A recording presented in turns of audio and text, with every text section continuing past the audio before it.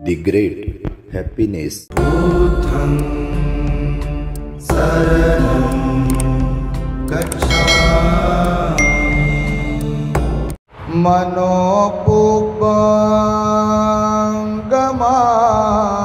धम्मा मनोसेट्ठा मनोमया मनसाचे पदुठेन भासति वा करोति वा ततो नं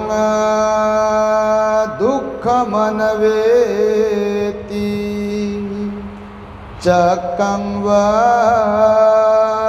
वहतो पदम् मनोपुब्बंगमा धम्मा मनोसेट्ठा मनोमया मनसाचे प्रसन्नेन भासति वा करोति वा ततो नं सुखमन्वेति छायाव अनपायिनी।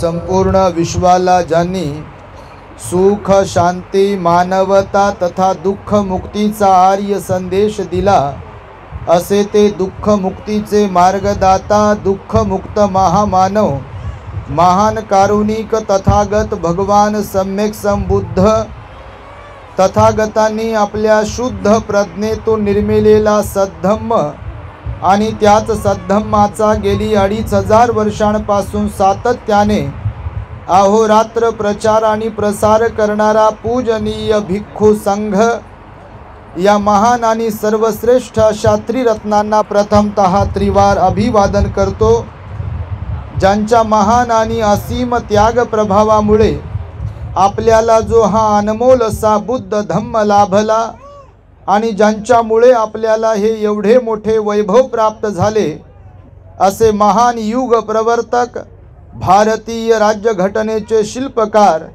परमपूज्य बोधिसत्व डॉक्टर बाबासाहेब आंबेडकर या महामानवाच्या महान अशा धम्मक्रांतीमध्ये संपूर्ण जीवनाला समर्पित करून आज या मंगलमय दिनी आपल्या मुंबई महानगरातील कांदिवली परिसरातील क्रांतीनगरामध्ये आयुष्मान धम्म उपासक श्याम सुधांशुजी मुळे यांच्या निमंत्रणावरून आम्ही इथे आज नामकरण धम्म संस्काराच्या साठी उपस्थित आहोत।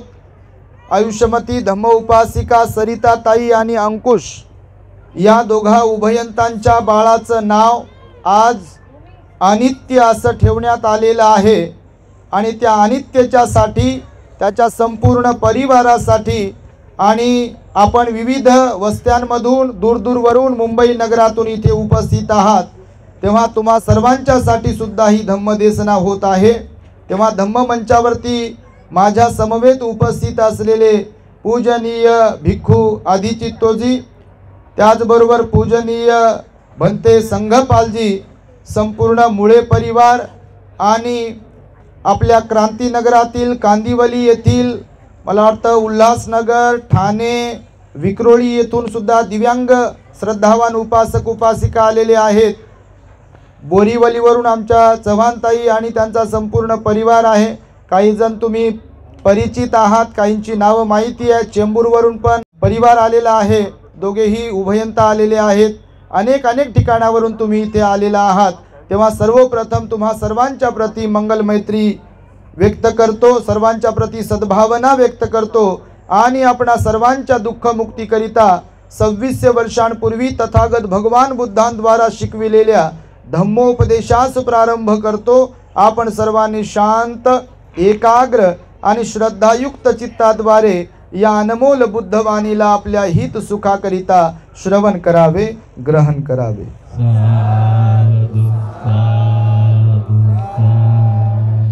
मुळे साहेबांनी अनेक वेळा आम्हाला फोन केले, मेसेजेस केले.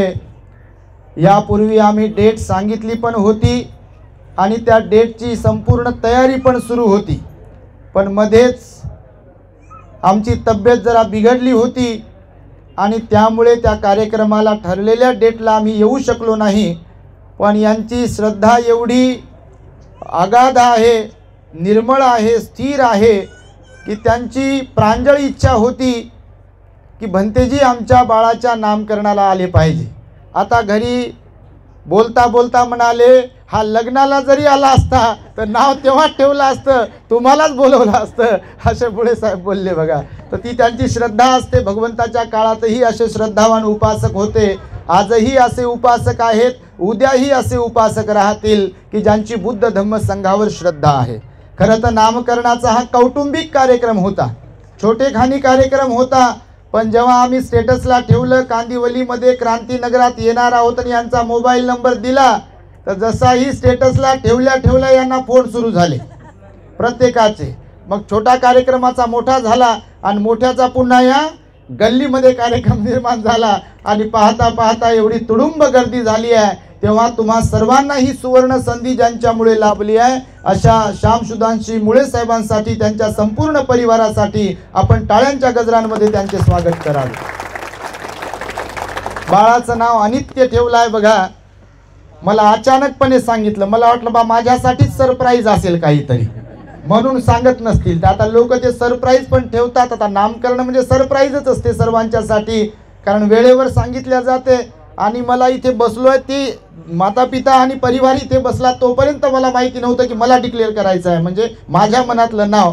आणि अचानकपणे सांगितलं गेलं की म्हणते तुम्हीच सांगा, तुम्हीच सांगा. तर लगेचच तत्क्षण आता बुद्धाचाच विचार डोक्यात असतो आणि त्यामुळे लगेचच बुद्ध धम्मातील पहिला सिद्धांत जो भगवान बुद्धांनी सांगितला तो म्हणजे अनित्य सिद्धांत आहे. त्याला अनिच्च असं पाली भाषेमध्ये म्हटलेलं आहे, त्याला मराठी हिंदीमध्ये आपण अनित्य म्हणतो. आणि ते अनित्य नाव आज या बाळाला नामाभिधान प्राप्त झालेलं आहे. तेव्हा बाळाच्या सुद्धा निरोगत्वासाठी आणि त्याच्या दीर्घायुष्यासाठी टाळ्यांच्या गजरांमध्ये त्याला आशीर्वाद द्यावे जातात. तो जेव्हा इथे ठेवला माझ्या समोर, तर आम्हाला अनुभव आहे बापा, लय लेकरं पुढे आमच्या आले किंवा आम्ही दिसलो तर हे मुंडन बिंडन केलेलं असते, हे कपडे असे असतात, ते एकदम भोंग्याच काढतात लेकरं, भोंग्याच सुरू करतात व्या करून करून. पण अनित्य मात्र रडला नाही, बिलकुलच तो बसला आणि चिवरला हात लावून खेळत होता. निश्चितपणे तोही पुण्यवान आहे की 3-3 भंतेजी लाभले, एवढे लोक त्याला आशीर्वाद देण्यासाठी आले. आणि त्यामुळे भगवान बुद्धांनी अनित्य सिद्धांत म्हणजे काय, कशासाठी म्हणून सांगितला, याबद्दल मी सुरुवातीला तुमच्यासोबत वार्तालाप करेल आणि नंतर मग हळूहळू तुम्हाला धम्मदेशना देईल.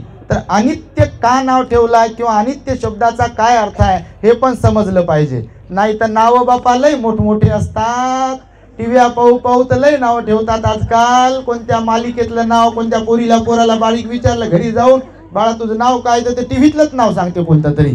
मम्मी पप्पाला विचारल्यावर कळते की टीव्हीतलं नाव आहे. त्यांना विचारलं कोणाचं नाव ठेवलं, तर ते म्हणते ती मालिका पाहत होतो, कोणता चित्रपट पाहत होतो.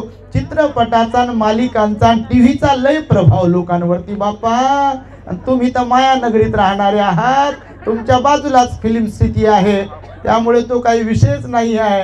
पण तरी सुद्धा मात्र तुम्ही त्यांच्यापैकी नाहीत की जे त्या टीव्हीच्या, चित्रपटाच्या, मालिकांच्या नादी लागणाऱ्यांपैकी तुम्ही नाही. तुम्ही मात्र बाबासाहेबांच्या लेकी आणि बाबासाहेबांचे लेकरं आहात आणि त्याबद्दल मला तुमचा अभिमान आहे.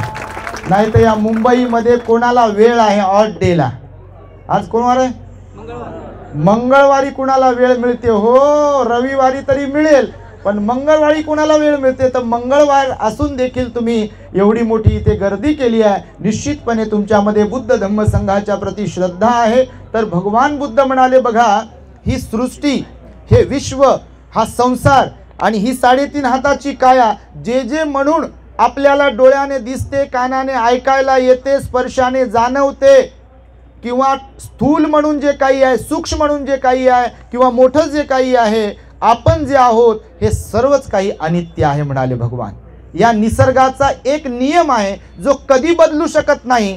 बाकीचे सगळे नियम बदलू शकतात, सर्व काही बदलणार आहे, फक्त निसर्गाचा एकच नियम शाश्वत आहे, बाकी सगळं अशाश्वत आहे, अनित्य आहे. आणि ते म्हणजे भगवान बुद्ध म्हणाले परिवर्तन हा जगाचा नियम आहे, या संसाराचा. कोणता नियम आहे? आणि अनित्य म्हणजेच परिवर्तन आहे, म्हणजे नित्य नाही आहे काही. भगवान बुद्ध काय म्हणाले? इथे नित्य काहीच नाही आहे, सर्व काही अनित्य आहे. तुम्ही काहीही जरी म्हणाल तर सर्व काही अनित्य आहे. अनित्य म्हणजे एकाच अवस्थेत कायम राहणार नाही असं. जसं की तुम्ही आता इथे बसलात, आता इथेच बसून राहाल का तुम्ही जिंदगीभर? बापा पोटानं ऑर्डर दिली की भूक लागली उठना, भूक लागली उठना, तर इथं कोणी बोलत असेल तर लगेच म्हणते चल बापा जाऊ घरी टप्पू मारू. कोणत्याही बाबतीमध्ये तुम्हाला सांगतो, या शरीराच्या बाबतीमध्ये सुद्धा हे शरीर नेहमी करिताच आपल्याला साथ देईल असं आहे का? अर्थातच शरीर पण अनित्य आहे म्हणाले भगवान. बालपण बालपणातच असते. आता अनित्यला कोणी म्हणेल बाळा ये ना माझ्याकडे, ये ना माझ्याकडे, ये ना माझ्याकडे. आणि ते बाळ जेव्हा मोठं झालं, लग्न झालं, लेकरं झाले, आणि ते जेव्हा म्हातारं होईल तेव्हा कोणी म्हणेल का येतो का बाळा माझ्याकडे, येतो का बाळा माझ्याकडे, कमरेवर बसतो का? म्हणते का कोणी आपल्याला आपण मोठे झाल्यावर? हा परिवर्तनाचा सिद्धांत आहे, हा अनित्य सिद्धांत आहे. भगवान बुद्ध म्हणाले बालपणातच बालपण राहते, बालपण कोणाच्याही वाट्याला कायम राहू शकत नाही. तारुण्यातच तारुण्यपणा आहे, तारुण्य म्हातारपण आलं की निघून जाते. म्हातारपणातच म्हातारपण आहे, म्हातारपण गेल्यावर म्हातारपण कुठे राहते? आणि म्हणून जे जन्मते ते मरते, जे जन्मते ते आजारी पडते, जे जन्मते ते म्हातारं होते, जे जन्मते ते जर्जर होते. कधी कोणी सुखी आहे तर ते दुःखी पण बनू शकते, कधी कोणी दुःखी आहे तर सुखी पण बनू शकते. हा परिवर्तनाचा जो सिद्धांत सांगितला, एकंदरीत सारांश रूपाने भगवंताने त्याला अनित्य सिद्धांत म्हटलेला आहे. जसे की आता हे केस काढले डोक्याचे, आम्ही मुंडन केलं, पण मुंडन केल्यावर असं होते का भंतेजी आहे म्हणून एकदा मुंडन केलं म्हणजे येणारच नाही पुन्हा केस? असं आहे का? तुमचे केस लय काळे भोर दिसतात सगळ्यांचे, असं आहे का? काही गणित यांचं पण आणि तुमचं पण आणि माझं पण, की काळे आहे म्हणजे काळेच राहतील आहे का? आडनाव काळे आहे म्हणजे काळे राहतील का? असं काही विषय नाही आहे. हे केस काही दिवसांसाठी काळे, नंतर पांढरे होणार. त्याला पॉलिश लावा कोणती, त्याचे पिवळे होतील, लाल होतील, हिरवे होतील, पण पुन्हा मात्र नॅचरली काळे होऊ शकत नाहीत. हा परिवर्तनाचा सिद्धांत जो आहे त्याला अनित्य म्हणाले भगवान बुद्ध. म्हणजे इथे नित्य शाश्वत काहीच नाही आहे. आज आपल्याला आई आहे, उद्या ती आई सोडून जाऊ शकते. ज्यांच्यावर आपण प्रेम करतो, जे म्हणून काही प्रिय आहे आपल्याला, ते काहीच आपल्या सोबत राहू शकत नाही. आपला इथे कशावरही मालकी हक्क नाही आहे परमनंटली. भगवान बुद्ध म्हणाले ज्यांना आपण मी माझं म्हणतो, त्या वस्तू असो की माणसं असो, कायम साथ देऊ शकते का? काही देऊ शकते? कोणी कायम साथ देऊ शकत नाही. चांगलेही जाण्यासाठी आले आणि वाईटही जाण्यासाठीच आले. हा अनित्य सिद्धांत ज्याने आपल्याला शिकवला, त्या भगवंताला सुद्धा वयाच्या 80व्या वर्षी जावं लागलं, त्यांचं महापरिनिर्वाण झालं. आणि त्यामुळे बाबासाहेबांनी बघा आपल्या लाखो करोडो लोकांचं भलं केलं की नाही, पण चांगले कामं केले म्हणून थांबले काय बाबासाहेब शरीराने? नाही, शरीराने कोणी थांबत नाही, पण कीर्तीने, गुणाने मात्र इथे लोक मेल्यावरही जिवंत राहतात की नाही? बिलकुल राहतात.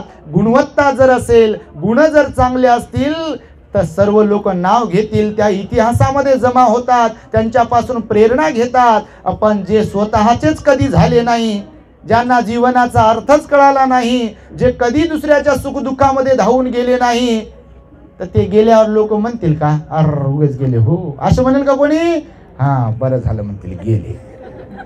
कधी कुणाचे झाले नाही आणि राहून तरी काय उपयोग होता म्हणतात त्यांचं. हळूहळू बोलतात लोक अंतिम विधीला गेल्यावर. जाहीरपणे कोण बोलेल कोणाबद्दल? आपल्याबद्दल बोलू शकते कोणी, तो काही विषय नाही आहे, तर कोणाच्या बद्दल कोणी काही बोलू शकते. म्हणून जीवनाचा अर्थ समजून घेण्यासाठी भगवंताच्या या अनित्य सिद्धांताला आपण समजून घेतलं पाहिजे. बुद्ध म्हणाले की जीवन खरंच अनित्य आहे. म्हणून नेहमी सांगतो मी, सुख आलं म्हणून नाचत बसण्यात अर्थ नाही राहत, आणि दुःख आलं म्हणून रडत बसण्यातही अर्थ नसतो. कारण ज्याप्रमाणे सूर्य सकाळी उगवतो, सूर्योदय होतो, दुपारी दुपार असते, मध्यान्ह असते, आणि सायंकाळी तोच सूर्य मावळतो आणि उजेडाच्या ठिकाणी अंधार निर्माण होतो. आहे का परमनंट? ना दिवस उजेड परमनंट आहे, ना रात्र अंधार परमनंट आहे. या जीवनाचं पण असंच आहे. आपल्या जीवनात प्रत्येकाच्या सुख दुःख, हसणं रडणं, श्रीमंती गरिबी, मनासारखं होणं मनाच्या विरुद्ध होणं हे प्रत्येकाच्या सोबत चालत आहे. याला कोणी अपवाद नाही. आहे का अपवाद? आहे का तुमच्यात बसलेलं कोणी अपवाद? तुम्ही म्हणाला तरी याला कोणी अपवाद नाही आहे. प्रत्येकाच्या वाट्याला मनासारख्या गोष्टी येतात आणि मनाच्या विरुद्ध पण होते. आता तुमच्यात बसलो, तिथे विहारात बसलो, रोजच लोकांचे फोन येतात बघा. काही काही गोष्टी मनाच्या विरुद्ध घडतात, लोक रडतात, परेशान होतात, त्रस्त असतात. तुम्ही सुद्धा इथे बसलात, वर करणी चेहरे सगळ्यांचे चांगलेच असतात बाप्पा, पण इथं गाठोडं पुरून ठेवले प्रत्येकानं. कुणाचं बायकोचं तर कुणाचं नवऱ्याचं तर कुणाचं सासूचं तर कुणाचं सुनेचं तर कुणाचं गरिबीचं तर कुणाचं नोकरीचं तर कुणाचं आजारपणाचं तर कुणाचं कोणतं. आहे का नाही? फक्त ते गाठोडं उघडायला वेळ आहे. कोणी बारीक दळायला सुरुवात केली की मग लोक सांगतात, काय सांगू ताई, काय सांगू बाबा, काय सांगू दादा. तर वर करणे आपण जसे दिसतो तसे नसतात लोक. आतून मनाला होणाऱ्या वेदना किंवा जीवन जे काही आहे ते प्रत्येकाचं वेगवेगळं आहे. त्यामुळे भगवंताच्या या सिद्धांताला जर आपण समजून घेतलं तर ना सुखात आपण रमू शकतो, ना दुःखात आपण रडत बसू शकतो. भगवान बुद्ध म्हणाले, वेळ थांबत नाही. घड्याळाचा काटा तुम्ही पाहत असाल, जोपर्यंत त्याच्यामध्ये बॅटरी आहे, सेल आहे, तोपर्यंत चालते. पण जर केव्हा बॅटरी संपली, सेल संपला की तो काटा मिनिटाचा, सेकंदाचा आणि घंट्याचा, तासाचा एकाच ठिकाणी असा टक टक टक करते. या जीवनाचंही असंच आहे म्हणाले भगवान बुद्ध. वेळ थांबत नाही. म्हणून आता तुम्ही हसत असाल याचा अर्थ असा नाही की तुम्ही हसतच राहाल. आता तुम्ही रडत असाल याचा अर्थ असा नाही की तुम्ही रडतच असाल. सगळं काही परिवर्तनशील आहे, बदलणार आहे. त्यालाच अनित्य म्हटलेलं आहे भगवंताने. आणि त्या अनित्य सिद्धांताला जो कोणी समजून घेईल म्हणाले भगवान बुद्ध, तोच दुःख मुक्त होईल. लक्षात येतो? भगवंताच्या अनित्य सिद्धांताला जो कोणी समजून घेईल तो प्रसन्न राहील, वर्तमानामध्ये प्रेझेंटमध्ये जीवन जगेल. परंतु जे अनित्य सिद्धांताला समजून घेणार नाही ते भूतकाळाचा विचार करतील आणि भविष्यकाळाचा विचार करतील आणि दुःखी होतील, कष्टी होतील. भगवान म्हणाले, भूतकाळाचा विचार करण्यात अर्थ नसतो, कारण भूतकाळ आपल्या हातातून निघून गेलेला असतो. काहीही जरी झालं भूतकाळात, समजा काही लोकांच्या घरचे लोक जातात तरुणपणामध्ये, म्हातारपणात, कोणाची आई, कोणाचे बाबा, कोणाचे मुलं, कोणाचं कोण जाते. भगवान बुद्ध म्हणाले, जावं तर प्रत्येकालाच लागणार आहे. गेलेल्यासाठी रडून उपयोग होतो का? खरोखरच होईल उपयोग? गेलेल्यासाठी उपयोग नाही. भविष्याचाही विचार करू करू आपल्याला काही फायदा होईल काय? भविष्याचा विचार करूनही फायदा नाही. वर्तमानामध्ये आपण काय करू शकतो, काय नाही करू शकत, ह्याचा विचार करून जर वर्तमानामध्ये आपल्या कर्मामध्ये सुधारणा घडवून आणली, दान पुण्य करत राहिलो, सील पालन करत राहिलो आणि ध्यान करत राहिलो, तर भगवान बुद्ध म्हणाले, आपलं जीवन सुंदर बनेल. जीवन सुंदर बनवायचं की वाईट बनवायचं कुणाच्या हातामध्ये आहे? शेतीमध्ये ज्वारी पेरली तर काय येईल? गहू पेरला तर काय येईल? तसंच आहे म्हणाले भगवान बुद्ध. कर्माचं गोष्ट अशी आहे की भगवंताने उदाहरण दिलं की ज्याप्रमाणे आत्ता काढलेलं दूध, ताजं दूध समजते ना बापा? दूध काय समजत नाही. रोज दुधाच्या चहा पिऊ परेशान असाल तुम्ही. डायबिटीसच्या कडे जाऊ लय लोक गोड गोड खाऊ खाते तिळगुळे घ्या म्हणते, गोड गोड बोला म्हणते, डायबिटीस वाढवून घेते. तर भगवान म्हणाले, ज्याप्रमाणे दूध ताजं आत्ता काढलेलं लगेच फाटत नाही. फाटते का? ताजं दूध फाटेल काय?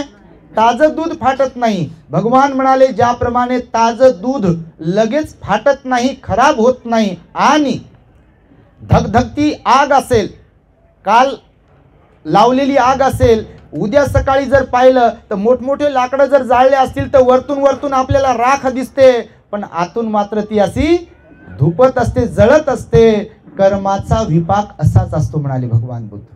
तुम्हाला लोकांना वाटते बघा बऱ्याचदा की लोक तर वाईट कर्म करतात तरी त्यांच्या बिल्डिंगी कशा उभ्या राहतात, तरी ते श्रीमंत कसे होतात. हा जनमानसांमध्ये प्रश्न असतो बघा.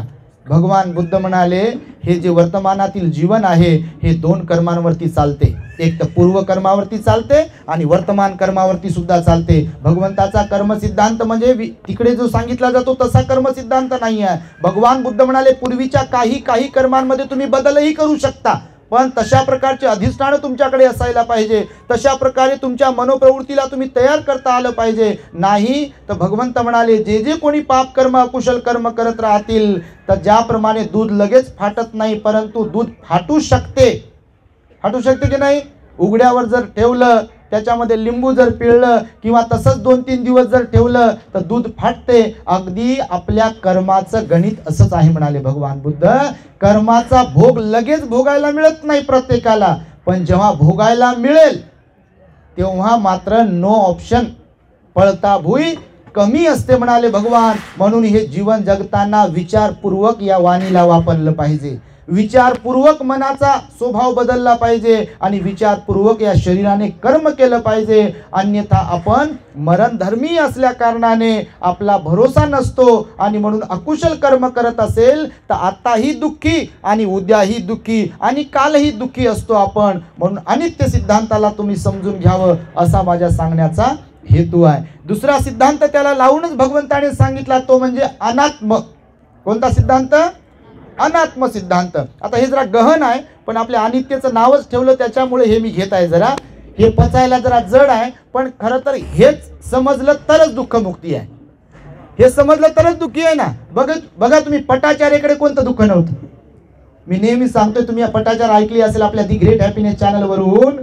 लोक जे आज परेशान आहेत त्यांचं सांत्वन करण्यासाठी मी नेहमीच त्यांना सांगतो, ज्या लोकांना वाटते की आम्ही खूप दुःखी आहोत, आमच्या घरातलं कोणीतरी खूप दुःखी आहे, कोणी घरातलं गेलं त्याच्यामुळे दुःखी आहे, मी त्या प्रत्येक आईला बाबाला बहिणीला सांगतो की पटाचारेपेक्षा कोणाचं इथं दुःख आहे का जास्त. एकाच दिवशी पती सर्पदंशाने मरतो, त्याच क्षणाला आता जन्मलेलं बाळ पक्षी घेऊन जातो, त्याच क्षणाला नदीच्या प्रवाहामध्ये पुरामध्ये मागचं बाळ 1-1.5 वर्षाचं बाळ वाहून जाते. आणि जेव्हा कोणी सासरला उरत नाही म्हणून माहेरला जायला निघते तेव्हा माहेराच्या बाहेरच जळत असलेल्या स्मशानामध्ये आईचं, भावाचं, वडिलांचं प्रेत जळत असते. मला सांगा तिच्यापेक्षा मोठं दुःख कुणाच्या वाट्याला असेल? विचार तर करा तुम्ही. म्हणून तर ती विवस्त्र झाली होती बघा, पागल झाली, तिच्या डोक्यावर परिणाम झाला आणि साहजिकच गोष्ट आहे. म्हणून भगवान बुद्धांच्या जवळपास जेव्हा ती गेली तर भगवंतानं तिला चिवर अंगावरती टाकलं आणि जीवनाचा अर्थ तिला समजून सांगितलं बघा. म्हणजे विवस्त्र पटाचारेला बुद्ध चिवर घालून देई असं म्हटलंय एका कवीनं. विवस्त्र पटाचारेला बुद्ध चिवर घालून देई. भगवंताने तिला चिवर दिलं, तिला भिक्षुनी बनवलं आणि जिचं जीवन उद्ध्वस्त झालं होतं ती पटाचारा भिक्षुनी बनते आणि जगाला शिकवते की जीवन असंच आहे. मरणाऱ्यांना कोणी थांबवू शकत नाही, सुख दुःख वाट्याला येत राहते परंतु रडत बसण्यात काही अर्थ नाही. आणि तो अनित्य सिद्धांत सुद्धा पटाचार्याला शिकवला, किसा गौतमीला शिकवला. दुसरा सिद्धांत अनात्म सिद्धांत शिकवला. आणि अनात्म सिद्धांत म्हणजे काय तर भगवान बुद्ध म्हणाले मी आणि माझं म्हणण्यासारखं इथे काही नाही आहे. काय म्हणतात भगवान? मी आणि माझं म्हणण्यासारखं म्हणजे हकीकतमध्ये काहीच नाही आहे. आहे का? मी नेहमी सांगतो चाब्या आज तुम्ही लपू लपू ठेवाल, आपलं बटन दबल्यावर चाब्या कुठं जातात? राहतात का? लोक म्हणतात का टाकून द्या चाब्या पण सरणावर? म्हणतील का कोणी? लय गळ्यातलं, नाकातलं, हातातलं, कानातलं, बोटातलं, पायातलं जपू जपू जपू जपू ठेवलंय, चोरू चोरू ठेवलंय, उशी खाली ठेवलंय, कुठं कुठं ठेवलंय. मला सांगा आपलं बटन दबल्यावर कोणीतरी म्हणते का? आतापर्यंत न्यूजवर बातमी आली असती, कोणीतरी म्हणते का? लय प्रेम आहे समजा आपलं कोणावर तरी किंवा त्यांचं आपल्यावरती असं कोणीतरी म्हणते काय? लय मेहनत घेतली होती हो हे कमवण्यासाठी आणि सोबतच जाऊ द्या, म्हणते का कोणी? काय मुळे सर म्हणते कोणी? अहो कोणीच म्हणू शकत नाही. मी नेहमी सांगतो हळूच कोणीतरी येते, कमरेला काय ठेवलं काय पाहते, शोधते, काढून घेते, बोटातल्या अंगठ्या काढून घेते, इथं काय ठेवलं काय म्हणते, कपडा बिपडा बाजूला करून पाहते आणि ते काढून घेते. काहीच ठेवत नाही. गळ्यात एखादी स्त्री असेल तर फुटका मणी ज्याच्यात माती ठेवलेली भरलेली असते तो मणी एखाद्या पानात घालते आणि तोंडात ठेवते, बोलू नको म्हणते, आता काही मागू नको म्हणते, तोंड बंद. हेच जीवन आहे हकीकत मध्ये. बघा तुम्हाला वाटत असेल पण हकीकत मध्ये हेच जीवन आहे ना.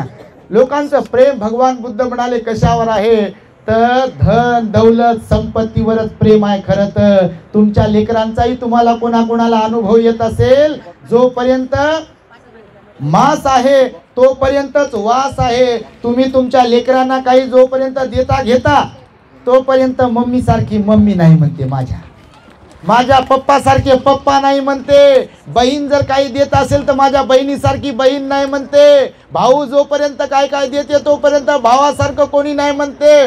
बायको जोपर्यंत काय काय देत असेल तोपर्यंत बायको सारखी बायको नाही म्हणते.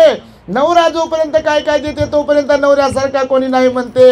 आणि जेव्हा देणं घेणं कमी झालं रे गड्या, इथं खोकलू नका म्हणते, तिकडे जातो. उठा, ते लेकरांना त्रास होते, तुम्ही इथं कुठे झोपून राहता, जा म्हणते घराच्या बाहेर. अगोदर म्हणते घरीच बसा. आणि एक वेळ येते आपल्यावर, उठा म्हणते बाहेर जा ना म्हणते, तुम्ही तिकडे लोकांमध्ये बसा, जरा गप्पा मारा, तिकडे कुठेतरी सोयऱ्याकडे जा, पाहुण्यांकडे जा, जरा जात राहा म्हणते कुठेतरी. बघा तुम्ही, ही हकीकत आहे का नाही जीवनाची? ही प्रत्येकाच्या जीवनाची हकीकत आहे. म्हणून भगवान बुद्ध म्हणाले, या जीवनाला समजून घ्या. इथे मी आणि माझं म्हणण्यासारखं हकीकत मध्ये काहीच नाही, आपल्या सोबत काहीच येत नाही. नेहमी बघा, तुम्ही बघत असाल, उड़ जाएगा एक दिन पंछी रहेगा पिंजरा खाली. खरंच आहे ते. तू लाख हिफाजत कर ले, तू लाख करे रखवाली, उड़ जाएगा एक दिन पंछी रहेगा पिंजरा खाली. करुणानंद भंते जी भी जाएगा, ये पिंजरा खाली रहेगा. लोग कुछ दिन बोलते रहेंगे. एक करुणानंद भंते जी थे, उनका दी ग्रेट हैप्पीनेस चैनल था और बहुत अच्छा प्रवचन देते थे, हंसाते थे, रुलाते थे और बहुत कुछ बताते थे. एक दिन ऐसा होगा, म्हणजे माझ्यासोबत होणार नाही हे कशावरून? भगवान बुद्ध आपले गेले, आपल्यासारख्याची काय गोष्ट आहे. म्हणून आम्हालाही काही अहंकार नाही याच्याबद्दल की आमचं चॅनल आहे लोक सलाम करतात, काही नसते. भगवान बुद्ध म्हणाले, कोणी आपल्याला किती सलाम करत असेल, नमस्कार करत असेल, पाया पडत असेल, सगळी पृथ्वी आपल्या पायावरती देत असतील तर सगळे दिवस सारखे राहत नाहीत. बिलकुल परिवर्तन अनित्य हा सिद्धांत आहे. म्हणून अनात्म लक्षण सांगितलं, त्याच्यामध्ये मी आणि माझं नाही आहे. या केसावर मालकी हक्क गाजवू शकत नाही, या कानावर श्रवण इंद्रियावरती मालकी हक्क गाजवू शकत नाही, या डोळ्यावरती मालकी हक्क गाजवू शकत नाही, दुखणाऱ्या गुडघ्यावरती मालकी हक्क गाजवू शकत नाही, दुखणाऱ्या कमरेवर मालकी हक्क गाजवू शकत नाही. एक दिवस येते पाणी पचत नाही आपल्याला, पाणी आपलंच पण पचत नाही. पाणी एसीचा रूम आहे पण त्या एसीच्या रूम मध्ये बसू शकत नाही, झोपू शकत नाही. आपण साखरेचा कारखाना आहे पण एवढी साखर खाऊ शकत नाही. सगळं काही असते, त्याचा उपभोग घेऊ शकत नाही. याला अनात्म सिद्धांत म्हटलं भगवंतानं. आणि तिसरा सिद्धांत सांगितला दुःख. भगवंताने अनात्म लक्षण सांगताना मला आठवलं, बघा या गोरेगावला बघा आपल्या ओशीवारा आहे ना, माहित तुम्हाला? त्या ओशीवाराला एक घटना घडली होती. मी नेहमी सांगतो, मोटिवेशनल आहे, घडलेली घटना. हकीकतमध्ये तुमच्यासारखीच एक आई होती, एकुलता एक मुलगा होता. जे लोक भ्रमात जीवन जगतात, बरेच लोक असे असतात की मी माझा परिवार, मी आणि माझा परिवार, आणि आमच्यासारखं कोणीच नाही आणि आम्हाला कोणाशी काही देणं घेणं नाही, असा काही लोक विचार करतात. तुम्ही नाही बापा, तुमच्यासारखं तर कोणीच नाही. पण असे काही लोक आहे ना, बघा तुम्ही, पूर्ण लक्ष, पूर्ण प्रेम आपल्याच लोकांवरती. आपल्या लोकांना करावं प्रेम बिलकुल, पण भगवान बुद्ध म्हणाले आपली इतरांना पण तर गरज असते. रंजले गांजलेले लोक असतात, समाजाला पण आपली गरज असते. बाबासाहेबांचा विचारांचा प्रचार करण्यासाठी पण आपली गरज असते. धम्माचा प्रचार आणि प्रसार करण्यासाठी पण आपली गरज असते. कुणाला तरी मदतीची आपल्याकडून गरज असते. दान पुण्य आपल्याला कुणाकडून तरी आवश्यक असते. कुणाकडून तरी आपल्याला सील पालनाची आवश्यकता असते, ध्यान करण्याची आवश्यकता असते. परंतु जर आपण आपलेच झालो आणि कोणासाठीच जगलो नाही तर फार वाईट परिस्थिती येते. आणि म्हणून भगवान बुद्ध म्हणाले, असे लोक तयार करावेत की आपल्या गेल्यानंतर त्या लोकांनी आपल्यासाठी असा भाव मनात आणला पाहिजे की खरंच गेले परंतु कीर्तीने मात्र अजरामर राहिले. याच आपल्या मुंबई नगरीमध्ये बाबासाहेबांचा आपल्या बॉडी आणली दिल्लीवरून, आणि दिल्लीवरून इथे बॉडी आणल्यानंतर दादरला न भूतो न भविष्यती अशा प्रकारचा तो अंतिम संस्कार पार पडला बघा. आणि त्या बाबासाहेबांना सुद्धा इथे जावं लागलं. आणि त्यामुळे त्या ओशीवाराला जी घटना घडली तर एक आई जिचे पती एक्सपायर झाले होते, तिचा एकुलता एक मुलगा जो पायलट होता, तुम्हाला मी सांगितलेलं आहे, तो पायलट झालेला मुलगा विदेशात जेव्हा आपलं विमान घेऊन जात होता तेव्हा एका दुसऱ्या वैमानिक स्त्रीबरोबर, मुलीबरोबर त्याने लग्न केलं विदेशी. तिकडे तो सेटल झाला, त्याला 2 मुलं झाले, तरी सुद्धा त्याने आईला सांगितलं नाही. आईला बीपीचा डायबिटीजचा त्रास होता. आपल्या मुंबईतली गोष्ट तुम्हाला सांगतो, मी पुन्हा पुन्हा लोकांच्या लक्षात आणून देतो की जीवन असंच आहे. ज्याला तुम्ही समजता तसं जीवन नाही आहे. जीवन मृगजाळासारखं आहे. कसं आहे? मृगजाळ समजते का तुम्हाला? जंगलामध्ये हरिण असते बघा, बरोबर आहे. त्या हरणीला असं दूर दिसते, असं ते उन्हाच्या काय म्हणतात तुमच्याकडे त्याला, असं झळ्या झळ्या अशा असतात बघा. तुम्ही उन्हाळ्यामध्ये वगैरे कधी जंगलामध्ये पाहत असाल तर अशा झळ्या असं दुरून वाटते की पाणी हालत आहे. माहिती आहे का तुम्हाला? कधी बघितलं का? बघितलं नाही? बघितलं म्हणा. तुम्ही कुठून आले आम्हाला माहित आहे ना बाप्पा. तुमचा काय धीरूभाई अंबानीकडे थोडी जन्म झाला, गावाकडूनच आले. मुंबईत राहता म्हणून काय झालं? बऱ्यापैकी लोक गावाकडून चालले. सगळा मराठवाडा विदर्भ इकडेच भरलेला आहे. काही पश्चिम महाराष्ट्र असेल, कुठून कुठून आलेले लोक आहेत. त्यामुळे तुम्हाला सगळंच माहिती आहे. तर त्यामुळे ती मृगजाळ हरिण जी असते तर ती त्या उन्हाच्या त्या झळयांना पाहते आणि त्या दिशेने ती धावत राहते. तिला वाटते की अरे तिथे पाणी आहे. दुसरी हरणीची गोष्ट भगवंताने सांगितली की हरिणीच्या पोटामध्ये काय असते? कस्तुरी, सुगंधित असते. ती कधी कधी विक्रीला येते बघा. तर ती कस्तुरी तिच्या बेंबीमध्ये असते, पोटामध्ये असते. तिचा गंध येते. हरिण बघा, तुम्ही हरिणीला कधी तुम्ही निहाळलं असेल, ऑब्झर्व केला असेल तर ती नाकाने असं असं असं करत राहते. म्हणजे ती असं ती सुगंध घेत राहते. तिला तो कस्तुरीचा सुगंध येतो. काही काही हरणी असतात, फक्त सगळ्यांमध्येच कस्तुरी नसते. तर त्या कस्तुरीच्या गंधाने, सुगंधाने ती इकडं तिकडे धावते तो गंध घेण्यासाठी. पण गंध कुठे असतो? तो सुगंध कुठे असतो? तिच्याच जवळ असतो. भगवान बुद्ध म्हणाले जीवनाचं पण असंच आहे. सुख दुःख आपल्याच हातात आहे, आपल्याच जवळ आहे, आपल्यावर डिपेंड आहे, अवलंबून आहे. पण मनुष्य सुख शोधतो कुठे? बाहेर शोधतो. बहिर्मुखी असतो ना मनुष्य. त्यामुळे तर त्या आईचा मुलगा गेला, विदेशामध्ये सेटल झाला, लग्न वगैरे झालं, मुलं झाले आणि कामानिमित्त काहीतरी डॉक्युमेंट्स वगैरे त्याचे राहिले असतील तर म्हणून तो घरी आला. त्या ओशिवाराला 18 महिन्यानंतर आला. 18 महिन्यापूर्वी आई बरोबर व्हॉट्सअपवर त्याचा कॉन्टॅक्ट झाला होता. किती दिवसापूर्वी? लक्षपूर्वक ऐका तुम्ही. कुणाच्या वाट्याला अशी वेळ येऊ नये म्हणून तुम्ही भ्रमात राहू नये यासाठी तुम्हाला जाग करतो आहे मी. याचा अर्थ असा नाही की सगळ्यांचे लेकरं वाईट आहे, पण जीवन अनित्य आहे, परिवर्तनशील आहे. कोणाबरोबर काही घडू शकते. रोजच्या रोज लोक सांगतात भंतेजी लग्नाच्या अगोदर खूप चांगला होता हो. लग्न होऊन 1.5 वर्ष झालं म्हणते भंतेजी. काय सांगू तुम्हाला, कोणतं इंजेक्शन दिलं बाईनं माहित नाही म्हणते भंतेजी. आईला आईच म्हणत नाही म्हणते. अगोदर मम्मी मम्मी मम्मी आई आई म्हणायचा म्हणते ना. आता काय झालं, कोणतं इंजेक्शन दिलं की आता मी आग्रह करते म्हणते बाळा मला दवाखान्यात घेऊन जा ना, दवाखान्यात घेऊन जा ना. तर ऐकून न ऐकल्यासारखं करते म्हणते भंतेजी. काय करू? तर मी म्हणतो बापा मी आहे. आता जेव्हा हातपाय थकले तेव्हा मी तुमचा मुलगा आहे, तेव्हा माझी आठवण करा. मी तुमची सेवा करतो. तुम्हालाही सांगतो तुमच्यावर अशी तर वेळ येऊ नये, पण आली तर हम है. टेन्शन नाही लेणे का? टेन्शन कशाला घेता तुम्ही? आणि खरंच आपलं काम होणार आहे. तसं नियोजित आपला प्लान आहे तुमच्यासाठी, समाजातल्या सगळ्या जाती धर्माच्या आयांसाठी, बाबांसाठी, की ज्यांना त्यांची मुलं त्यांचे गणित चुकल्यामुळे म्हातारपणामध्ये सांभाळणार नसतील तर उनके लिए हम है. हम अगर जिंदा रहेंगे तो बिल्कुल जो भी ऐसे माँ बाप है कि जिनको बुढ़ापे में उनकी औलादें तकलीफ पहुंचाएंगी, उनके लिए हम काम करने वाले हैं. आपला प्लान आहे. तुम्ही पाहत असाल आपल्या चॅनलवरती, अजून सुरू केला नाही आहे आपण. तो अनाथ आश्रमाचा, वृद्ध आश्रमाचा प्लान आहे, चॅरिटी हॉस्पिटलचा आपला प्लान आहे. तुम्ही पाहत असाल आपल्या याच्यावरती.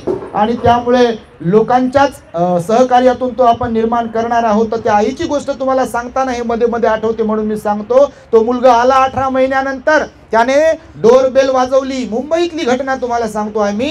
आणि डोरबेल वाजवली तर प्रतिसाद मिळाला नाही, रिस्पॉन्स मिळाला नाही. दरवाजा कोणी उघडत नव्हतं. पोलिसांना बोलवावं लागलं. तोपर्यंत फ्लॅटमधले दुसरे पण लोक जमा झाले आणि दरवाजा तोडला पोलिसांनी. जसाही दरवाजा तोडला तर हॉलमध्ये जो सोफा असतो तुमच्या, त्या सोफ्यावर कमरेपासून कवटीपर्यंतची हाडं वरती आणि कमरेपासून तळपायाच्या बोटांपर्यंतची हाडं त्या टाईल्सवरती, फरशीवरती पडलेली होती. सगळीकडे आळ्या, काय काय काय काय. 18 महिन्यापूर्वी ती आई कधी मरून पडली हेही माहीत नव्हतं बघा.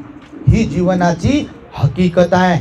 असं कोण्या आईबाबाच्या वाट्याला येऊ नये. परंतु तिथे जेव्हा तो दरवाजा उघडला तेव्हा तो पोरगाही सुन्न होता, पोलिसही सुन्न होते आणि सर्व लोक नाकाला रुमाल लावून सुन्न होते. बघा, असं कुणाच्याही वाट्याला येऊ नये. म्हणून मी तुम्हाला सांगतोय की जीव ठेवावा, लेकरा बाळांमध्ये सगळ्यांमध्ये जीव ठेवा. असं नाही की जीव लावू नये, पण काही गोष्टी हातच्या पण राखून ठेवल्या पाहिजे. मी तुम्हाला मुद्दामून हेतुपुरस्सर सांगतोय, हातचं पण राखलं पाहिजे. कारण दुनिया बदललेली आहे. तुम्ही पाहताय, तुम्ही अनुभवताय, इकडं तिकडं तुम्ही पाहताय, दुनिया बदललेली आहे. म्हणजे या आईच्या काळात जी दुनिया होती ती दुनिया आता नाही आहे. अगोदर ताटावर कोणी आलं जेवण करत असताना आपण तर लोक आग्रह करायचे 2 घास खाऊनच जा. आता मोबाईल आला खोटं बोलण्यासाठी. मी बाहेर आहे म्हणते घरातच असताना, नाही तर पोरांना सांगते सांग म्हणते मी बाहेर आहे. असतो कुठं? घरातच. आणि कोणी ताटावर आलं तर 5 मिनिटं थांबा म्हणते मी जेवण करतो. असं म्हणत नाही बसा मी 2 घास खा म्हणून. अगोदरच्या काळात चहाचा पण आग्रह होता. आता आहे का आग्रह? आता नाही म्हणते तुमचं तुम्ही पान मी माझं पाहतो म्हणते. माणुसकी संपत चालली आहे. मी नेहमी सांगतोय, माणसं घरानं आणि या शरीरानं जेवढे मोठे मोठे मोठे मोठे बनत चाललेत तेवढेच माणसांचे मन छोटे छोटे छोटे छोटे होत चाललेत. एक दिवस मला वाटतं तिखीसारखा मोहरीसारखं मन होते की काय की माणसाचं हृदय. काय सांगावं बाप्पा, माणसाला माणूस ओळखना, आई वडिलांना लेकरं ओळखत नाहीत, भावाला भाऊ ओळखत नाही, बहिणीला भाऊ, भावाला बहीण ओळखत नाही. असे अनेक घरं आहेत. घर घर की कहाणी सारखीच आहे. तुम्ही नाही बापा, तुम्ही बारीकच तोंड केलं, चेहरे सगळं काही सांगतात. वर म्हणून सुरुवातीला मी म्हणालो आपण जरी कसेही असलो तरी आपण हकीकतमध्ये असतो तो वेगळेच असतो. म्हणून भगवंतानं सांगितलं की जगात सर्वत्र दुःख आहे आणि जीवन कसं आहे? मृगजाळा समान आहे. या जीवनाला आपण समजून घेतलं पाहिजे. बाह्य जगतामध्ये सुख शोधलं नाही पाहिजे. आपलं काही चुकते आहे का? आपण वाममार्गावरती चाललो आहे का? आपल्या वाणीवर आपला संयम आहे की नाही? आपल्या मनावर आपला संयम आहे की नाही? आपल्या शरीरावरती आपला संयम आहे की नाही? ह्या गोष्टी आपल्याला जिवंतपणामध्ये समजल्या पाहिजे. पटाचारा असेल, किसा गौतमी असेल, अंगुलीमाल असेल, राजा प्रसेनजीत असेल, बिंबिसार असेल, यांना हाच उपदेश दिला भगवान बुद्धांनी आणि त्यांनी त्यांच्या जीवनाचं सोनं करून घेतलेलं आहे. बघा, तेव्हा जीवनाचं आपल्याला सोनं पण करून घेता आलं पाहिजे. त्यामुळे आपल्याला आईस्क्रीम सारखं जीवन जगता आलं पाहिजे. कसे बापा? आईस्क्रीम म्हटल्यावर तोंडाला पाणी सुटलं असेल तुमच्या. नॅचरलची आईस्क्रीम खात असाल तुम्ही. त्या दिवशी आम्हाला नागपुरात आणून दिली आईस्क्रीम एक जणानं. ते म्हणे भंतेजी नॅचरलची आईस्क्रीम आहे म्हणे. म्हटलं नॅचरलची म्हणजे काय? तर ते म्हणे भंतेजी ब्रँड आहे म्हणे. माझ्या लक्षात राहिलं ते नॅचरलची. खरंच टेस्टी होती हो. ते नारळाची काहीतरी आणलं होतं त्याने, ते फ्लेवर नारळ असतं, नारळ पाणी काहीतरी त्याचा फ्लेवर आणला होता. खरंच टेस्टी होतं ते. खात नाही आम्ही, देऊ नका सांगतो, नाही तर घसा खराब होते बापा.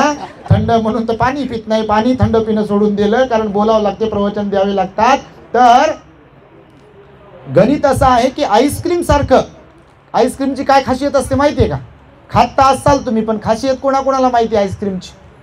आईस्क्रीमची खासियत विशेषतः अशी आहे, टेस्ट केली तरी विरघळते. आईस्क्रीम टेस्ट केली म्हणजे खाल्ली तरी विरघळते खाता खाता, आणि वेस्ट केली तरी विरघळते. खरं की खोटं? माहित होतं का तुम्हाला? हो म्हणताना अगोदर तर सांगितलं नाही कोणच. खरं आहे की नाही बघा तुम्ही.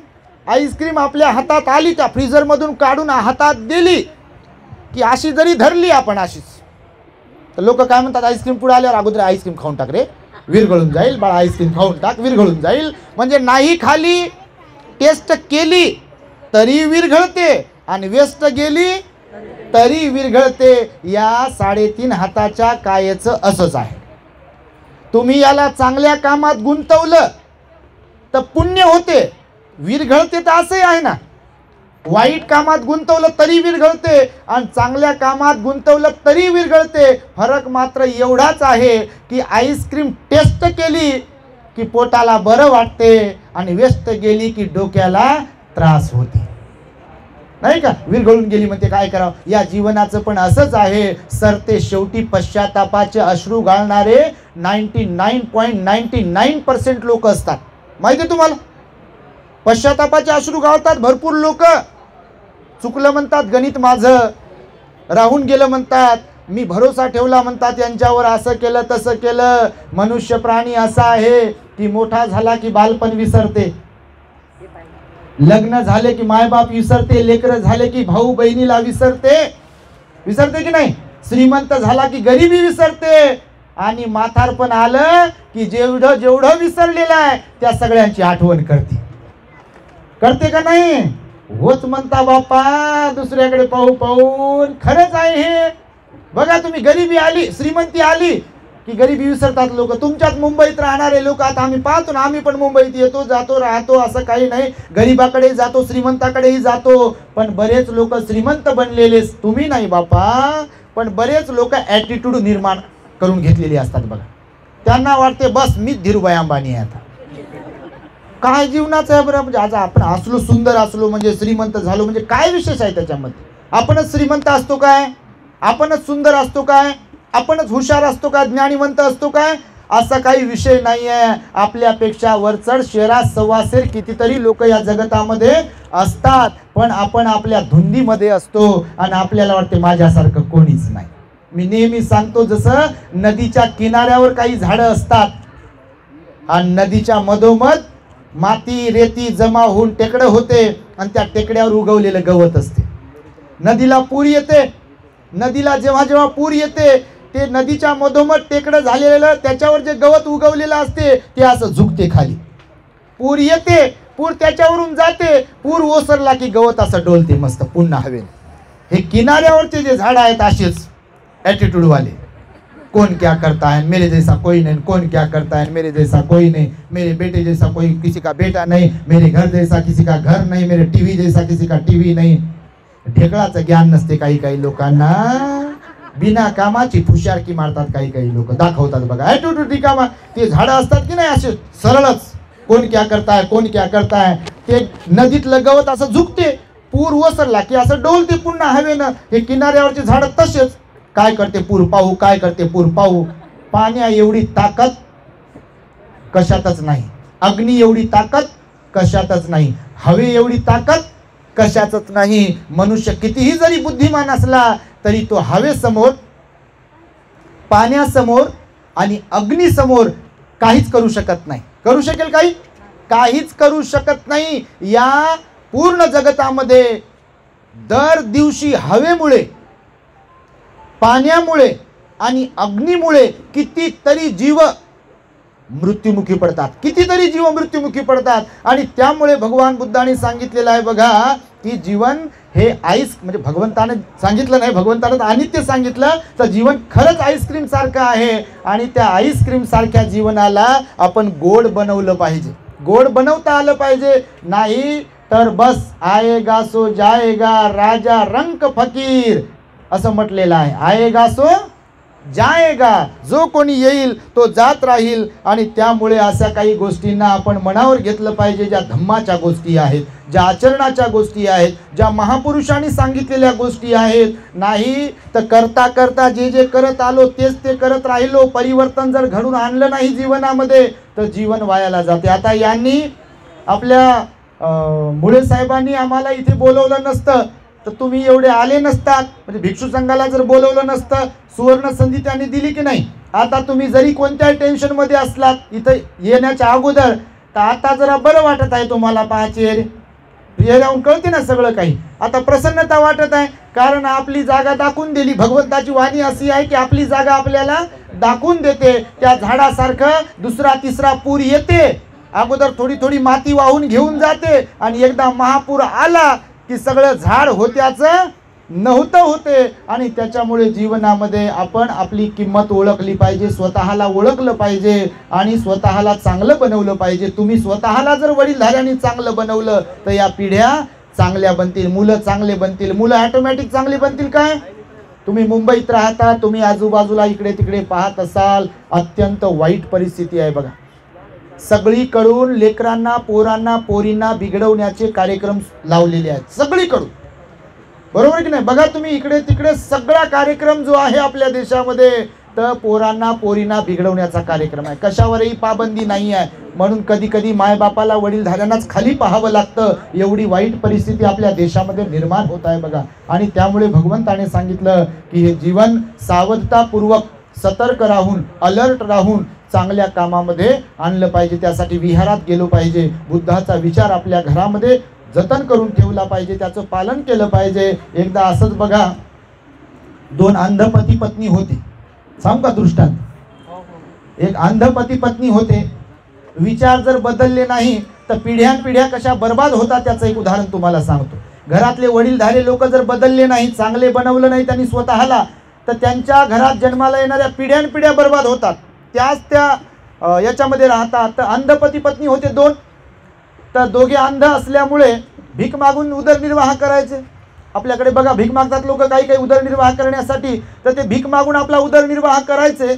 तर मग एकदा त्यांच्याकडे बाळ जन्माला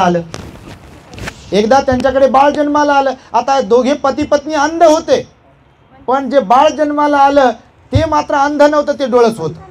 झालं असं की ज्या दिवशी भीक मिळायची नाही त्या दिवशी ती स्त्री जी होती, महिला अंध, ती स्वयंपाक करायची, चपात्या भाकरी वगैरे बनवायची. पण बरेच दिवसापर्यंत ते पाहत होते की एक मांजर येत होती, चपाती बनवली की ती मांजर घेऊन जात होती, कुत्रा मांजर घेऊन जात होती. तर हे विचार करत होते चपात्या बनवत आहे, परंतु एकही चपाती दिरुडीमध्ये राहत नाही.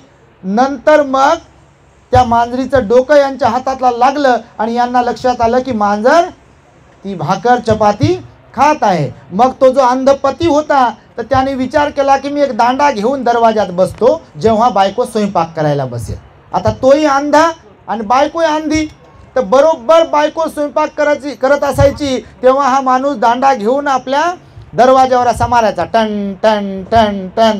आता ते दंडा वाजवायचा तर मांजर यायची नाही. मग ते जमायचं, चपाती वगैरे खायला भेटायची. असे काही दिवस गेले. जे जन्माला बाळ आलं होतं ते झालं तरुण झालं आणि त्याचं लग्नही झालं. लग्न झाल्यावर डोळस बायको आली त्याची. आता हा डोळस, बायको डोळस, मायबाप अंध.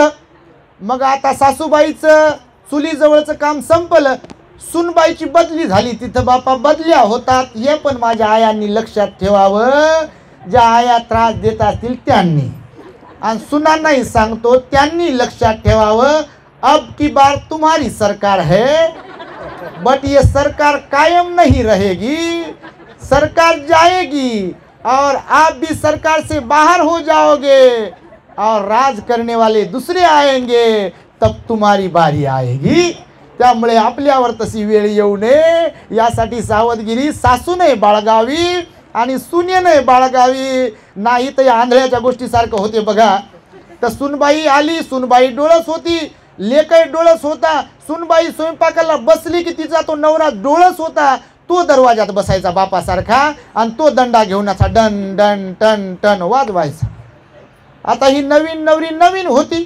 आता नवीन तर बोलत नसेल बापा, भांडत नसेल, पण एकदा सत्तेच्या चाब्या हातात आल्या की मग मात्र बरोबर सरळ करत असेल काय करायचं ते. तर मग तो माणूस पोरगा जो होता तो दंडा वाजवायचा.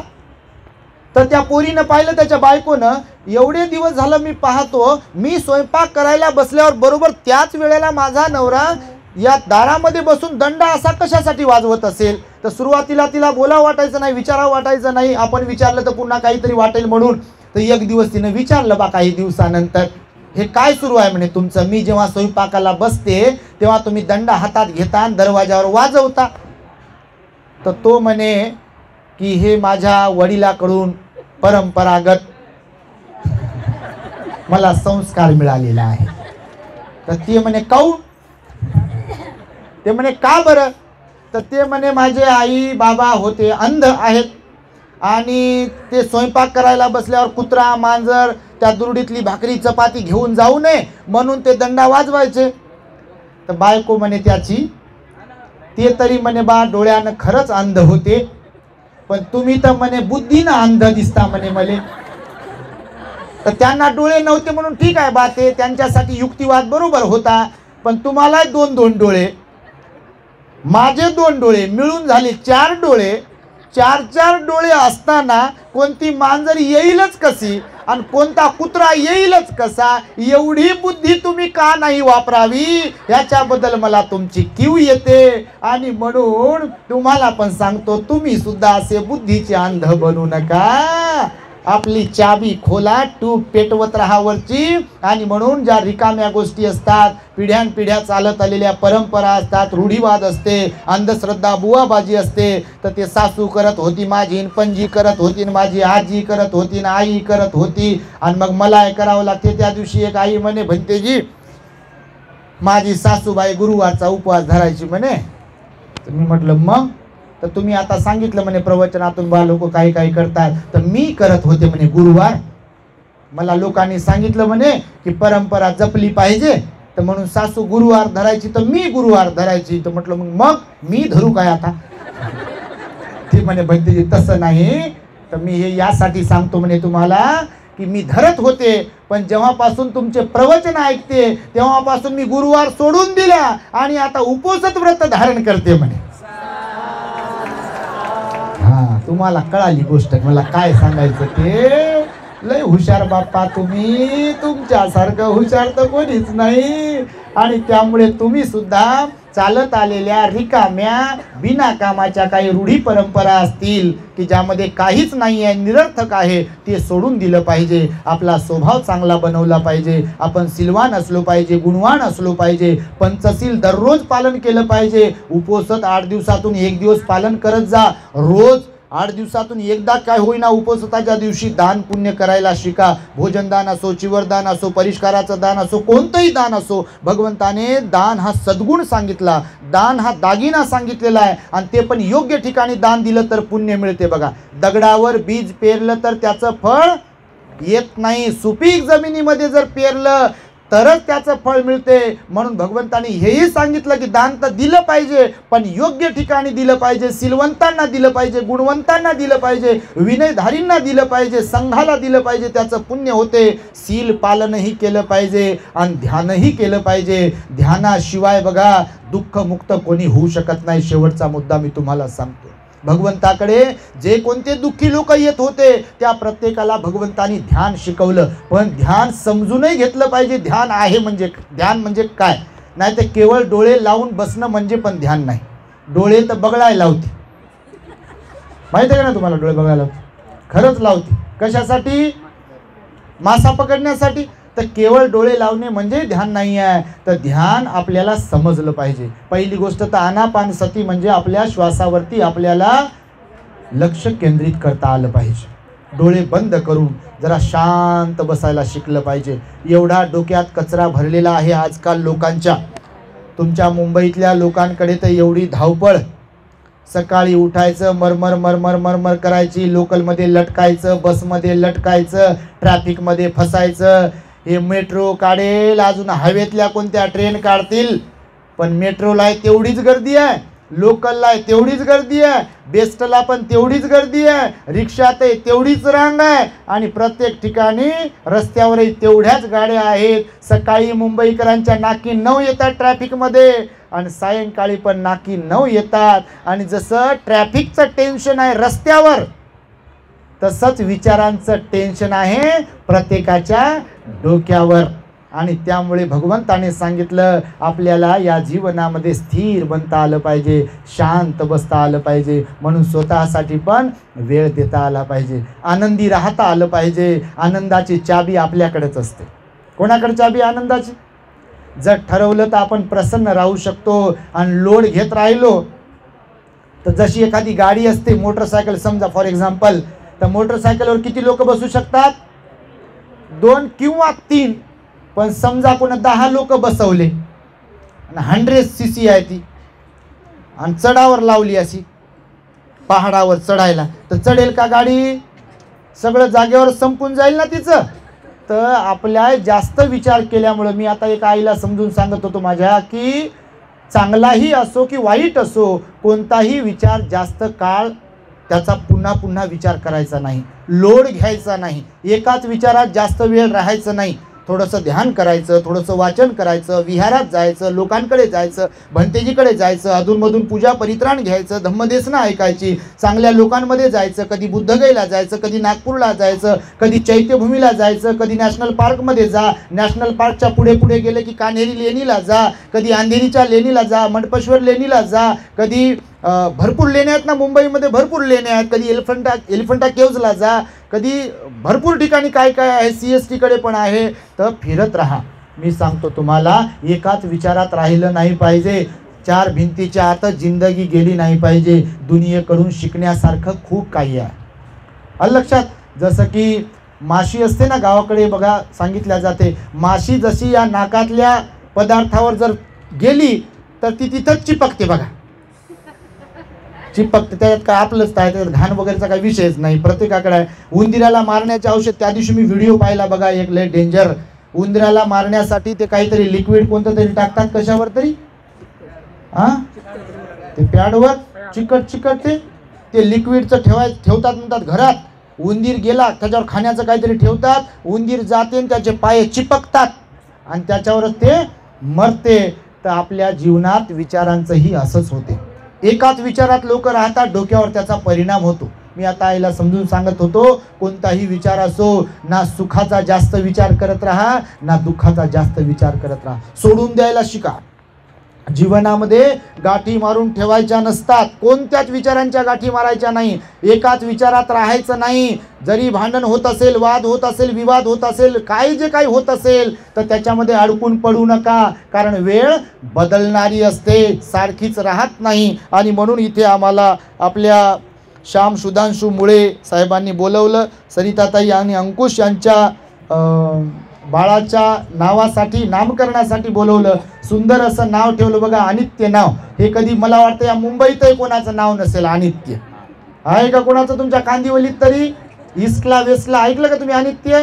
तर विशेष नाव ठेवलं बघा अचानकपणे अनित्यचं. तर अनित्यला जीवनाचा खरा अर्थ समजो, खूप मोठा हो, मातापित्यांची सेवा करणारा गुण संस्कार त्याच्या मातापित्यांनी त्याच्यावर टाको. शेवटचा पॉईंट सांगतो मी, नाही तर राहून जाईल. त्यांना म्हटलं 1 वाजता संपवतो, ते 1 वाजता संपवता. हे मुळे साहेब म्हणे बा संध्याकाळपर्यंत चालू द्या म्हणे. एवढी त्यांची इच्छा आहे बघा, पण संध्याकाळपर्यंत चालू होत नाही बापा. आम्हाला पण जायचंय अमरावतीला. उद्या रमाई जयंती आहे. उद्या काय आहे? रमाई जयंती आहे. मी आता एक व्हिडिओ शेअर केला आपल्या चॅनलवरती. रमाई सारखं तुम्ही जर बनलात, तुम्ही जर पुरुष बाबासाहेबांसारखे बनलात, म्हणजे त्यांच्या तर तळपायाची आपण बरोबरी करू शकत नाही, पण त्यांच्यात असलेले गुण घेत असेल तर आपण त्यांचे अनुयायी. तर ज्या मायबापाला मातापित्यांना वाटते की आमचे मुलं चांगले निघावेत, बनावेत, तर मुंबईत कुठं मशीन आहे का? लेकरं जन्माला घालायचे तुम्ही आणि चांगले बनवून द्यायचे त्या मशीन, असं आहे का? काही नाही आहे. तर मुलांना चांगलं कोण बनवू शकते? आई वडील. आणि वाईट कोण बनवू शकते? आई वडीलच. हो, मुकेच बसले तुम्ही. आता वाईटाची जबाबदारी घेत नाही, चांगल्याचं श्रेय घ्यायला बसले आणि वाईटाचं श्रेय नाही. बाप दारू पित असेल तर पोरगा पिईल की नाही दारू? बाप तंबाखू खात असेल तर पोरगा तंबाखू खाईल की नाही? आईचं ध्यान बाहेरच असेल, इकडचं तिकडचं पाखडत असेल आई, तर पोरगी तशी निघेल की नाही? का होच म्हणता बापा? तर खरंच आहे ते. म्हणून भगवान बुद्ध म्हणाले, माता पिता चांगले असतील तर लेकरं चांगले निघतील, त्याची शक्यता आहे. पण माता पिता ध्यानावर नसतील तर लेकरं चांगले निघतील का? निघू शकणार नाही. म्हणून तुम्हाला आवर्जून सांगतो, तुम्ही पण आमचे मायबाप आहात, माता पिता आहात, बहीण आहात, भाऊ आहात, तर तुम्ही सुद्धा स्वतःला चांगलं बनवलं पाहिजे. लेकरं ॲटोमॅटिकली ना चांगले बनतात ना वाईट बनतात. माता पित्यांनी टाकलेल्या संस्कारानुसारच लेकरं घडतात. म्हणून रमाईसारखे संस्कार दिले पाहिजे, भीमाईसारखे संस्कार दिले पाहिजे, जिजाऊसारखे संस्कार दिले पाहिजे. तुम्हाला रमाई बनता आलं पाहिजे, तुम्हाला बाबासाहेब बनता आलं पाहिजे, तुम्हाला रामजी सुभेदार बनता आलं पाहिजे, तुम्हाला भीमाई बनता आलं पाहिजे. तर लेकरं तसे निघतील की नाही? कर सको तो अपनी वाणी में कुछ असर पैदा करो, रुख हवाओं का बदल दे वो हुनर पैदा करो, और तुम्हें सम्मान से जीना है अगर इस देश में, तो हर घर में एक आंबेडकर पैदा करो, एक आंबेडकर पैदा करो. आणि म्हणून केवळ जय भीम म्हणणं हे सोपं आहे, निळी लावणे सोपं आहे, पंचरंगी पट्टी गळ्यात घालणे लय सोपं आहे, जयंती साजरी करणे लय सोपं आहे, अगरबत्ती मेणबत्ती लावणे लय सोपं आहे, पण आपल्या महामानवांचे विचार आत्मसात करणं, त्याप्रमाणे वागणं हे मात्र मोठं कठीण आहे. म्हणून ज्या माता पित्यांना वाटते की लेकरं चांगले निघावेत, तर त्यांच्यासाठी अट आणि शर्त आहे की त्यांनी स्वतः अगोदर चांगलं बनायला पाहिजे, तर लेकरं चांगले घडतील. बाबासाहेब म्हणाले, मी आज जो काही आहे त्याचं सर्वस्वी श्रेय जर कुणाला द्यायचं झालं तर माझ्या वडिलांना, कारण माझ्या वडिलांनी मला जर संस्कार दिले नसते धार्मिकतेचे, शिक्षणाचे, तर मी यदाकदाचित शिकलो असतो. MA, PhD, DSc, LLD, DLIT, barrister at law एवढ्या डिग्र्या पण घेऊ शकलो असतो, पण माझ्या मनामध्ये जो कणवळा आहे, करुणा आहे, दया आहे, ज्यामुळे मी धर्मांतर करू शकलो आणि रंजल्या गांजलेल्यांसाठी काम करू शकलो, हे सर्वस्वी श्रेय जाते माझ्या वडिलांना. कारण माझ्या वडिलांनी मला शिकवलं की कोणाशी कसं वागावं, कोणाच्या वाट्याला जावं, कोणाचं दुःख दूर करता यावं. म्हणून जीवनामध्ये इतरांच्या चेहऱ्यावरचं दुःखही तुम्हाला नाहीसं करता आलं पाहिजे. तुम्ही त्यापैकी असले पाहिजे, इतरांच्या डोळ्यातील अश्रू पुसणाऱ्यांपैकी, इतरांच्या चेहऱ्यावर हास्य फुलवणाऱ्यांपैकी असले पाहिजे, तर या जीवनाला अर्थ आहे. म्हणून त्या रमाईची मला आठवण येते. उद्या रमाईची जयंती आहे. तुम्ही सर्वांनी रमाईपासून सद्गुण घेतले पाहिजे. आणि तिने जसं आपल्या पतीला वेळ दिला, घराच्या बाहेर पडू दिलं चांगले काम करण्यासाठी, तर तसं तुम्ही पण घराच्या बाहेर पतीला पडू देव बापा.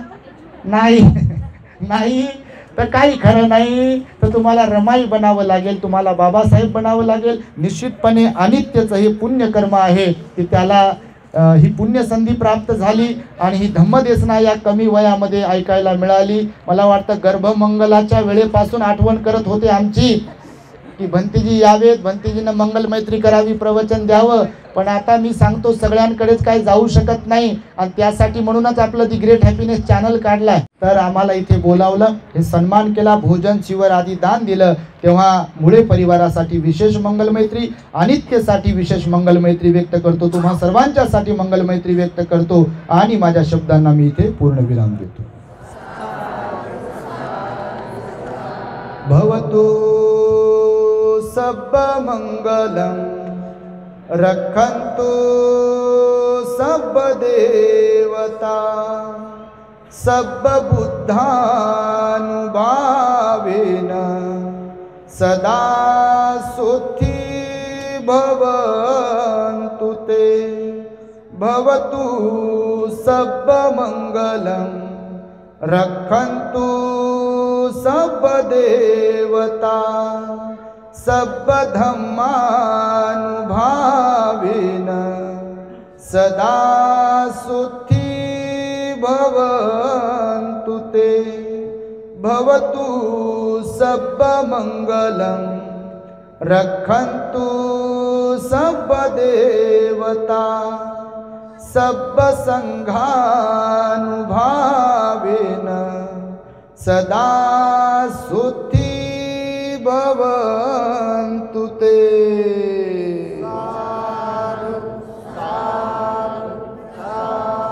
बुद्धं नमामि, धम्मं नमामि, संघं नमामि. The Great Happiness. बुद्धं शरणं गच्छामि.